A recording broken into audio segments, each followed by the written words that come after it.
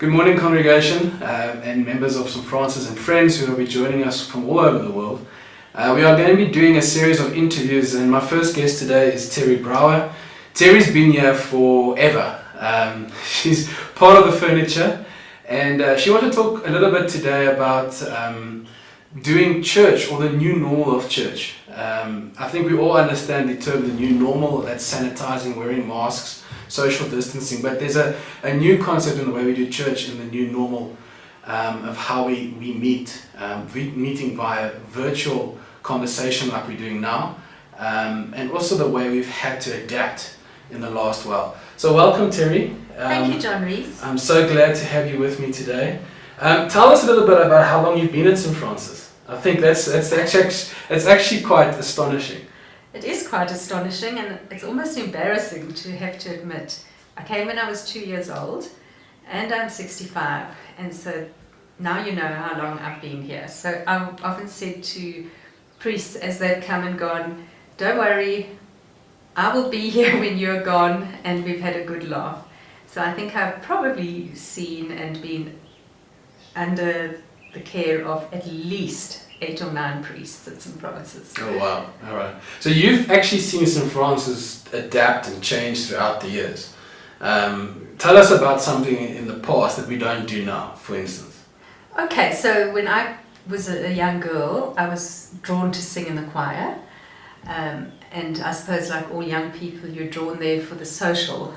There were very good-looking little boys in the choir, and that is how I became involved in the choir, which has become one of my main ministries at St. Francis. And we belonged to the Royal School of Church Music. We wore red robes. We looked very angelic, probably weren't very, and yeah, so that is something that's very different. We now presently we don't have anything like that, but we've had a music group which developed under Martin and Gail and Robin Briggs. So that has definitely been a big change. So how have you experienced since March last year? We're almost a year in this change where we've not been able to gather as a congregation, except for a little bit towards the end of last year, having to adapt to a virtual way of doing things. How has that affected you, and how have you adapted to that? So for me, I have actually really enjoyed the virtual church. I do miss community. I think that's the thing that I miss the most. The solitary nature of doing worship or experiencing worship. But I have managed very well, and I think my introvert side has come out quite strongly. I love doing church in my garden. I love being able to go to not just our service. I sometimes do 3 services on a Sunday. I enjoy, sometimes some of them are not even in South Africa. So it's been up to me actually to start connecting and making the effort. When I'm going to use the word do church, to do church, and I have loved the way we're doing it now. Actually, I really enjoy the way we have different voices now, and the way we've got music from all over the world, and some beautiful music. I've had so much fun with Heather Lynn in choosing beautiful descants from cathedral choirs across the world, and that's been, for me, a good thing, and I've enjoyed the going within and going deeper myself. There's more responsibility on me, and I can't always rely on the priest now. I think that's quite an interesting statement. You mentioned something else about watching multiple services, and is that not the nice thing about the Anglican Communion, is that we can take a little bit here and a little bit there, because we are one big body. It's not just St. Francis, although we're one parish, we're a satellite of a much bigger organization, and I think this has shown us that we can take a little bit from England and take a little bit from Cape Town, and we can actually, like you were saying, it's now my responsibility, because the church is no longer a building. The church has in a sense left the building, and the responsibility lies on me. I think that's one of the big lessons that we've had to learn, is that there's a much bigger world out there, much bigger community out there. Exactly, and the way that we do it is not necessarily the right way. That there is so much. I can go from a service with high church music and or a very simple one to doing communion. Say, for example, since the beginning, Father Grant has done it in his garden, so I have communion with them. Other priests have made the decision that we won't do communion until we can meet as a community. So and then, something like Holy Trinity Brompton, where there's very charismatic worship. I can do all three of those things on a Sunday. So in other words, you're still getting your worship, you're still getting your message, you're still getting your communion, but obviously from a much broader community, and which is so amazing about the Anglican Church, that we're so widespread, so different, so versatile. And I think a lot of parishioners, we should encourage that, because we are part of a much larger community. Absolutely. Yeah. And one of the other things I just want to mention here is every Sunday night, from the beginning, as many times as I'm able, and it's most Sundays, we at St. Francis offer a contemplative service, which Wendy and Rudy and Lisa run. And we have that on a Sunday night between 7 and 8 via Skype. We don't put our cameras on, and we are led in the most beautiful contemplative worship. And that is the way I end almost every Sunday. And I really, for those of you who are looking for something like that, please join us. It's a beautiful way of connecting with God. You're also a leader of another Bible study, not only part of the 10 Contemplative Prayer. How have you had to adapt to doing Bible study virtually? All right, so that for me is something I really am so keen to share about. We went into lockdown level 5, and kind of all of us froze, I think. And as we went through it, I realized that we were going into lockdown 4, which was not very different, and that we were going to be isolated.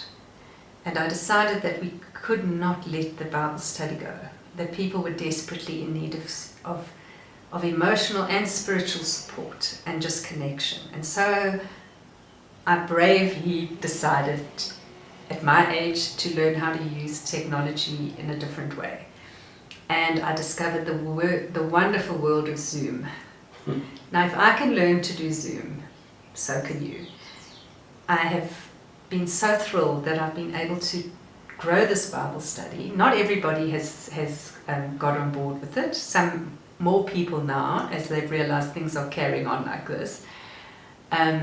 We do miss the face-to-face and the cup of tea and sharing our lives, but I've even managed to learn to screen share, to share videos so that we can kind of sing on our own, because you can't sing together on Zoom because it's a ghastly sound.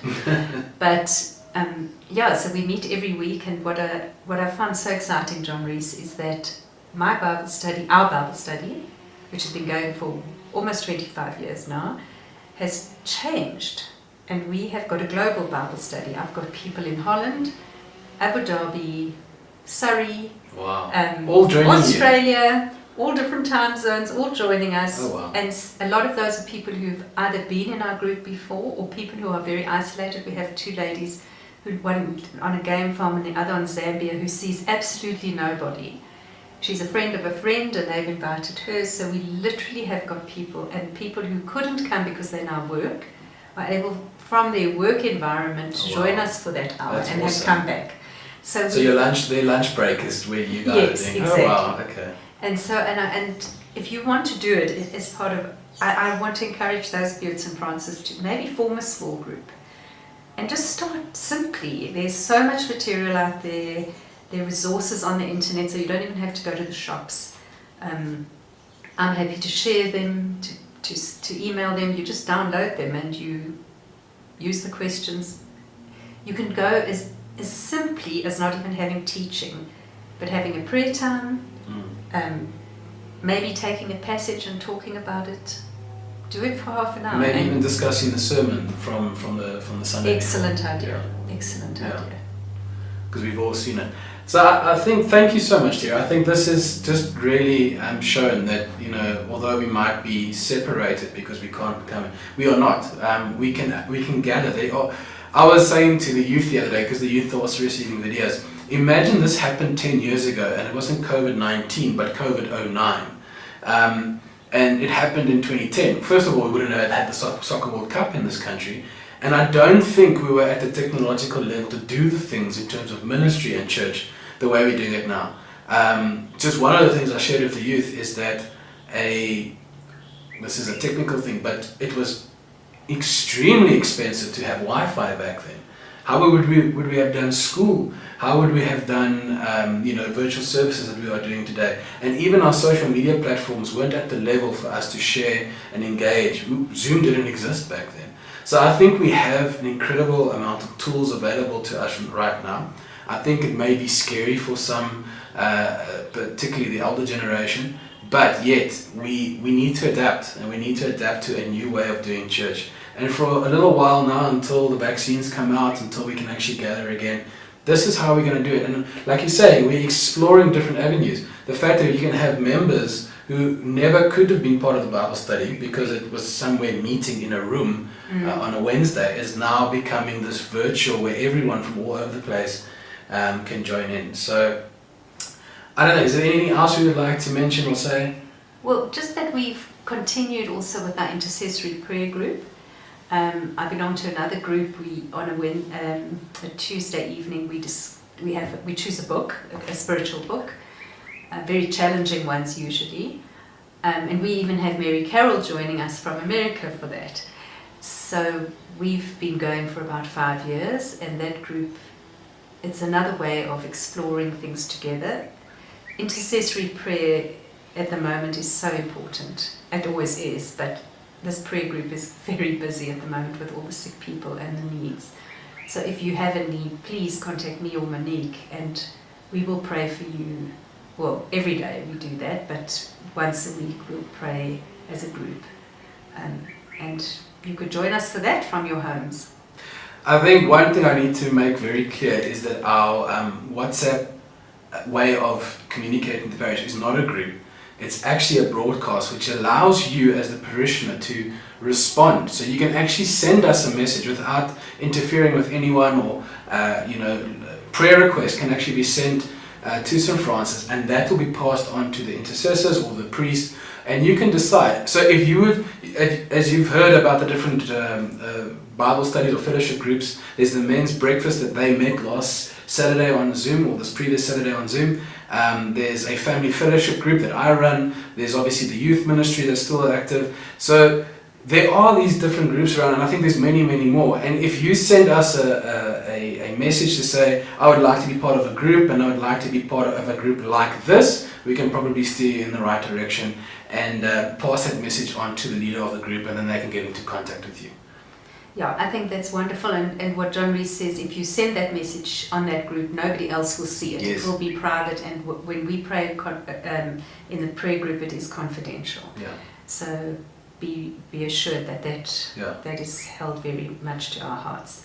There was just the last thing for me is that unless we make this effort to remain community, and unless you join these groups, the WhatsApp groups, maybe your own Bible study with your own few friends, you can do it with 3 or 4 people, where 2 or 3 are gathered in my name, there I am in the midst of them.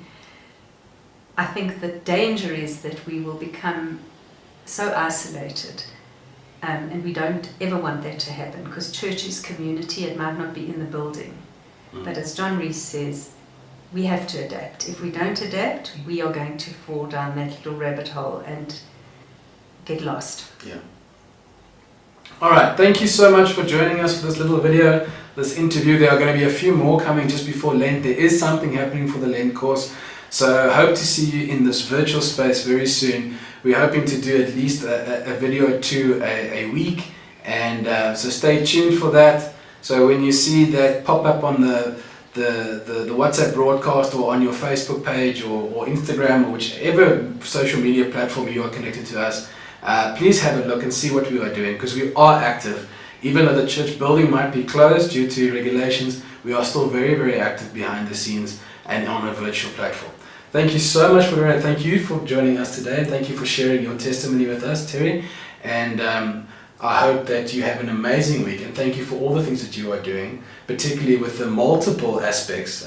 Terry sends me videos every week with the worship, and it's all coming from her. So the wonderful worship that you are singing on a Sunday morning is all Terry. So thank you very much. And Heatherlyn. But thank you very much for that. And so goodbye from me. And goodbye from me. And it's been wonderful to see somebody face to face for a change. Thank you, Awesome. John Reese, for inviting me. Thank you so much, Terry. Thank you guys for joining in, and we'll see you sometime during the next week. All right. Cheers. Bye-bye. Bye.